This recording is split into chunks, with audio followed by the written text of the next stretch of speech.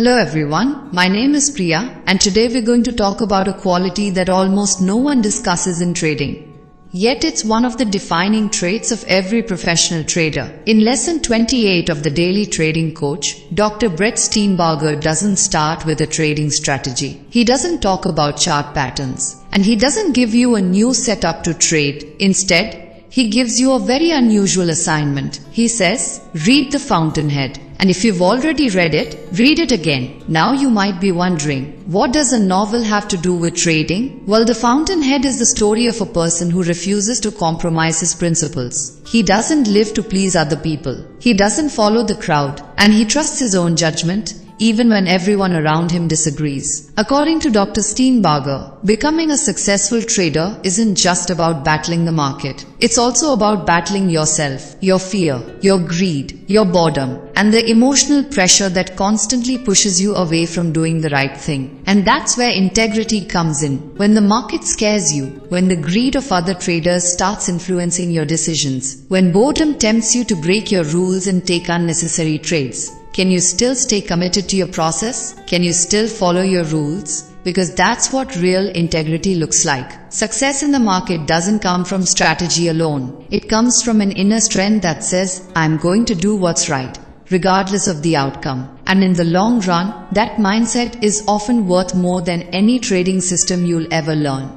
Dr. Brett makes a very important point. He says that self-esteem doesn't come from other people's approval. It comes from knowing who you truly are and staying loyal to that person. The problem is that many traders don't have a clear vision of what they're trying to become. They have only one goal: make money. Now, there's nothing wrong with wanting to make money. And if you're earning it through your own effort, knowledge and skill, you should absolutely be proud of that. But this is where Dr. Brett draws an important distinction. Some traders build their own plans. They study the market deeply. They refine their strategies. And they take full responsibility for every decision they make. But then there are others who spend every week searching for the next holy grail. They're constantly convinced that somewhere out there, someone has discovered a secret formula, a shortcut that can make them rich without putting in the work. And that's the difference between two completely different mindsets. One trader focuses on building skill, the other focuses on finding shortcuts. One is committed to personal growth, the other keeps waiting for a magical solution. According to Dr. Brett, trading is a craft. And like any craft, mastery takes time. If your entire focus is on how much money you made today, you'll always remain on the surface. But if you're learning something new every day, improving your execution, refining your decision making, and developing a deeper understanding of the market, that's where real growth happens. And here's something fascinating. Trading is one of the few professions where the responsibility for your results falls almost entirely on you. There's no boss to blame, no team to hide behind, no excuses. The way you think, the decisions you make, and the way you execute those decisions all show up directly in your trading account. Every single day, the market holds up a mirror. It reflects the quality of your thinking, the quality of your behavior,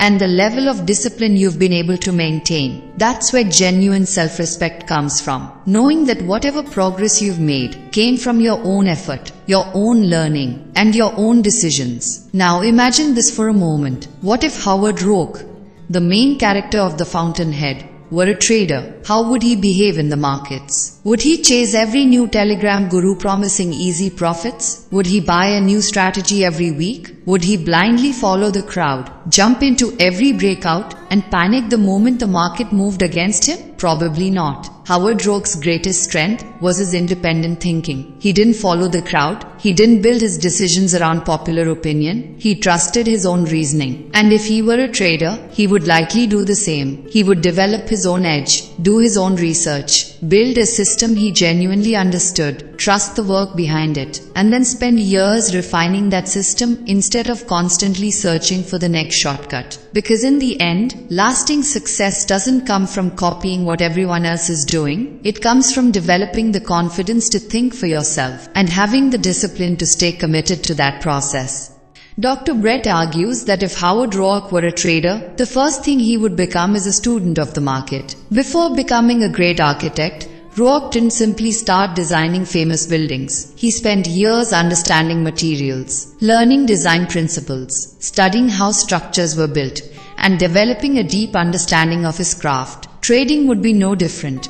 Before risking capital, he would first seek to understand the market itself. He would observe different market environments, study trends, analyze reversals, and try to understand the psychology behind every move. Only then would he begin building a trading strategy. And perhaps most importantly, he would never assume that one system works in every situation. Just as every building requires a different design, every market condition demands a different approach. A trending market requires one set of skills. A range-bound market requires another. And a volatile market often demands something completely different. Roark wouldn't see trading as merely a way to make money. He would see it as a craft, a discipline where his thinking, his creativity, and his self-control are constantly being tested. He wouldn't look at charts simply to find a buy or sell button. He would study them, observe data, recognize patterns, and make decisions based on his own understanding. Every trade would become an expression of his thinking, and that is what real integrity looks like. But what truly separated Howard Roark from everyone else was his vision. He never lived to become part of the crowd. He stood firmly behind his own ideas. And if Roark were trading today, he wouldn't be chasing shortcuts, secret indicators, or the latest holy grail strategy. He would develop a clear understanding of how markets function, why they change, what drives them, and under what conditions opportunities emerge. Dr. Brett points out that every great trader views the market through a unique lens, a perspective that belongs to them and no one else, and that perspective eventually becomes their edge. They don't trade only for profits. They trade because they are fascinated by markets, because they enjoy learning, because the process of getting better excites them. Just like an artist doesn't create solely to sell paintings, an artist creates because the work itself is part of who they are. In the same way, a trader like Roark would study charts, develop strategies, and analyze markets, because that pursuit reflects his identity. For him, profit would never be the primary goal.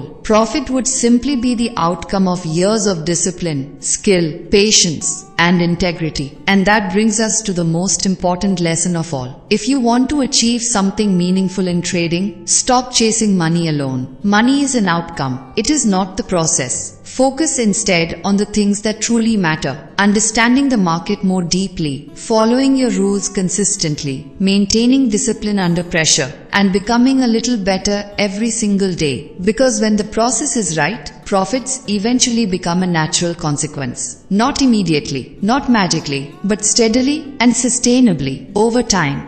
Before we wrap up, there's one more important idea worth thinking about. Whether your goal is raising a child, building a business, designing an extraordinary building, or becoming a consistently better trader, every meaningful achievement begins with one thing: a clear vision, a picture of what you're trying to create. Something you can see clearly in your mind long before anyone else can. And then comes the difficult part. Having enough dedication to stay committed to that vision, even when everyone around you is looking for shortcuts, even when the easier path is right in front of you, even when progress feels painfully slow, you continue choosing the harder but better path. Why? Because it's more than a goal. It's something you genuinely care about, something that matters to you. And that's where true emotional resilience comes from. Resilience isn't simply the ability to endure pain. It's the ability to keep moving forward after setbacks, to get back up after you've been knocked down, to learn after a loss, to continue pursuing your mission even after disappointment, because you know that what you're building is worth the effort. Dr. Brett argues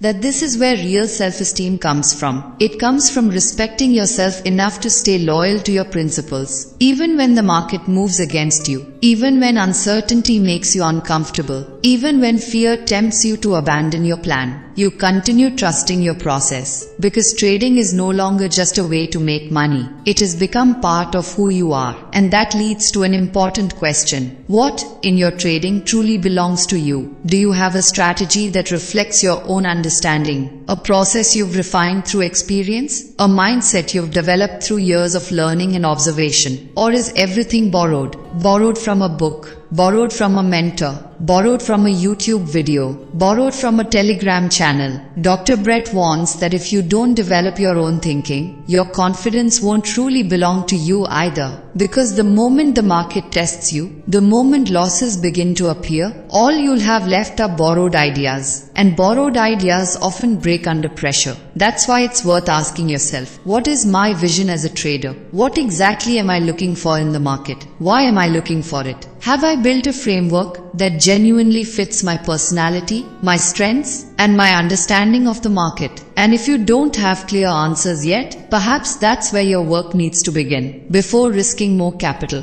before searching for another strategy, before chasing the next indicator, take the time to understand what you're really trying to build. Because in lesson 29, Dr. Brett explains that every experienced trader eventually reaches a turning point. A moment when they stop seeing the market through someone else's eyes and start seeing it through their own. And when that clarity arrives, something powerful happens. Real confidence begins to emerge. Adversity becomes easier to handle. Losses stop feeling like personal failures and start becoming valuable lessons. And trading transforms from a simple pursuit of money into a lifelong pursuit of mastery. And with that, we come to the end of today's lesson. If there's one message I'd like you to take away from this chapter, it's this. Great traders aren't defined by the strategies they use. They're defined by the principles they live by. The market will always test your patience. It will test your discipline. And it will test your confidence. But if you stay committed to learning, keep refining your process, and continue building a trading approach that truly belongs to you, you'll be giving yourself the best possible chance to succeed in the long run. I hope you found this lesson valuable and gained something useful from Dr. Brett Steenbarger's insights. If you enjoyed this video, please take a moment to hit the like button. And if you're interested in trading psychology, self-improvement, and becoming a more disciplined trader, make sure to subscribe to the channel and turn on notifications so you don't miss the next lesson in this series. Thank you so much for watching. Take care, keep learning, stay disciplined, and I'll see you in the next video.